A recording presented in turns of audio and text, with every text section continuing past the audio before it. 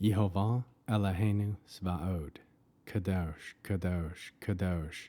Please fill me and lead me and cover me with your Ruach HaKodesh, that I may speak your written words with boldness to those who listen.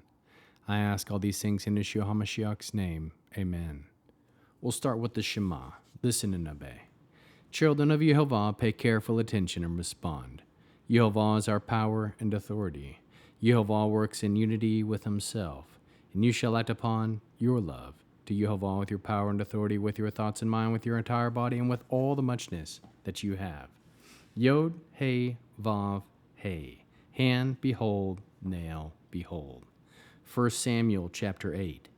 When Shmuel grew old, he appointed his sons as judges over Israel. His firstborn was named Yoel, while his second son was named Aviah.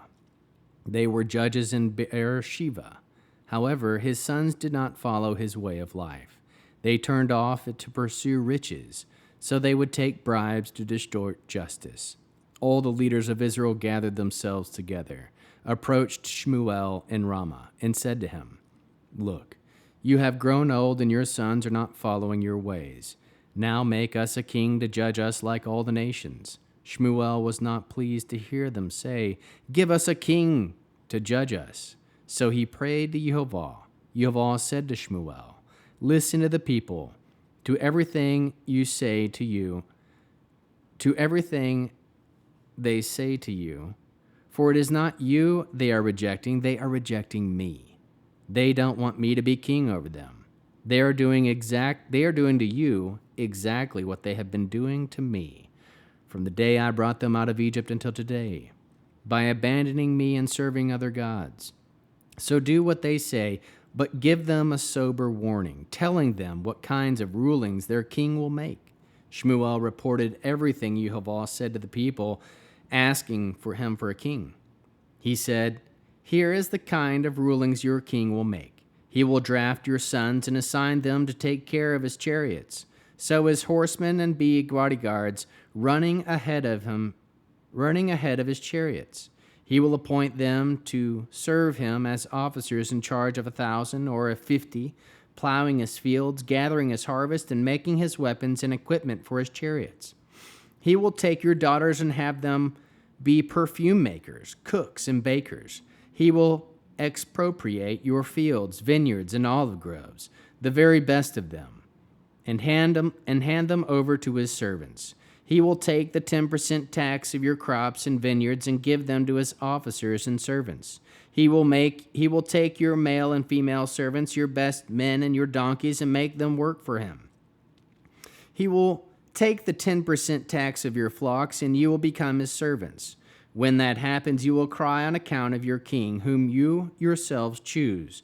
But when that happens, Yehovah will not answer you." However, the people refused to listen to what Shmuel told them, and they said, "No, we want a king over us, so that we can be like all the nations, with our king to judge us, lead us, and fight our battles." Shmuel heard everything the people said and repeated for them Yehovah to hear. Yehovah said to Shmuel, "Do what they ask and set up a king for them." So Shmuel told the men of Israel, "Each of you return to his city." How can we learn to love our Creator after reading the 8th chapter of 1 Samuel? We can aim to follow the ways of Yehovah. Pursue love as you follow Yehovah. Preserve justice. Teach your children to follow Yehovah wholeheartedly. Declare Yehovah as King of Kings. Pray to seek the direction of Yehovah. Accept Yehovah. Respect Yehovah, serving him alone. Proclaim the words of Yehovah to his people. Give to Yehovah. Cry out to Yehovah. Choose Yehovah. Listen to Yehovah and his written words. Aim to be a set-apart people. Do everything Yehovah says to do, found in his written word. Listen to the words of Yehovah. How can we love others as Yeshua loves us? We can encourage others to follow Yehovah wholeheartedly. Bear one another's burdens. We can preserve justice. Follow, respect, give to, accept Yehovah wholeheartedly. Produce spiritual fruit, love, joy, peace, patience, kindness, goodness, faithfulness, humility, and self-control. We'll end with the Arianic blessing using the name. Yehova will kneel before you presenting gifts, and he will guard you with a hedge of protection. Yehova will illuminate the wholeness of his being toward you, bringing order, and he will provide you with love, sustenance, and friendship. Yehova will lift up the wholeness of his being and look upon you and will set in place all you need to be whole and complete.